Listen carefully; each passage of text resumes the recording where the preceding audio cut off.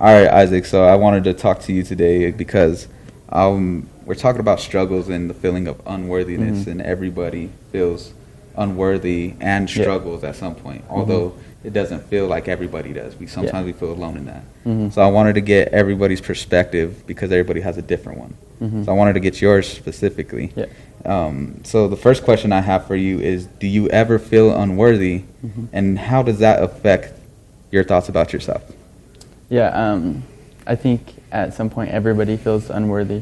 Actually, more at multiple points in your lives, it comes around where you have that time where you feel unworthy. And I feel like for me, when I feel unworthy, that affects my confidence. Okay. It just puts me down, and I just don't really have that. I guess you would say faith either. You just kind of sort of let go of it. Okay. And that's all deriving from the feeling of unworthiness, right? Yeah. So talk about unworthiness, it goes to my next question, which is, how does a feeling of unworthiness connect to your personal struggles within? I think it allows you to stay in that cycle of struggling, in that cycle of failing, or in a cycle of addiction, whatever it is, because it's easier to stay in a comfortable situation. You know, Yeah. I always say growth over comfort. So when you're out of your comfort zone, you allow yourself to grow more and handle more.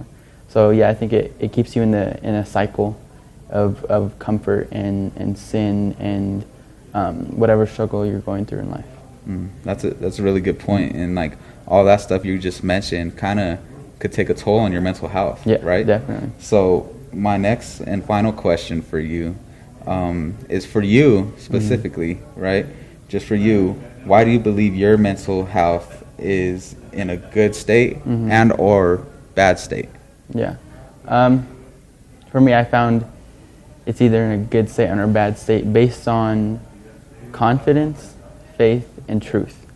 Truth today is like the biggest one out of all of it, because today in society we allow ourselves to have our own truth, but that, to me, that defeats the definition of truth.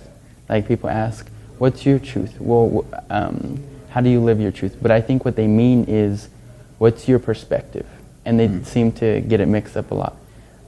So when you're in a bad mental state, your truth is not really truth.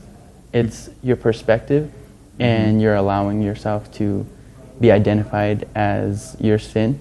And I feel like that's really going to keep you in a bad mental state. And for a good mental state, I would say confidence and faith. You know, it helps me to think about myself as God would think of me. You know, That's a good point. so I like to look at myself the way God sees me, for who He has made me to be, Right. and that really brings up my confidence and allows me to put faith in Him. Without faith, I worry a lot. Where you worry the most is where you have the least faith. So I think faith is also a really big factor in this. And I was going to say something. So would you say that the faith kind of connects to your mental state for you? Oh yeah, definitely. Yeah. Kind of like how would you? Because how was I going to say it? I literally was just thinking about this the other day. It's crazy. Well, I've kind of been thinking about this for the past few weeks. I think when I put faith in God, I put faith in His limits, and He doesn't have any limits. So when I sit there and worry about myself in a bad mental state, I worry about how far I can get, which should not matter if I let Him live within my heart.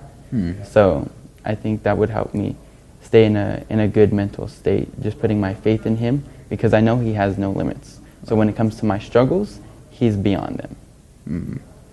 All right.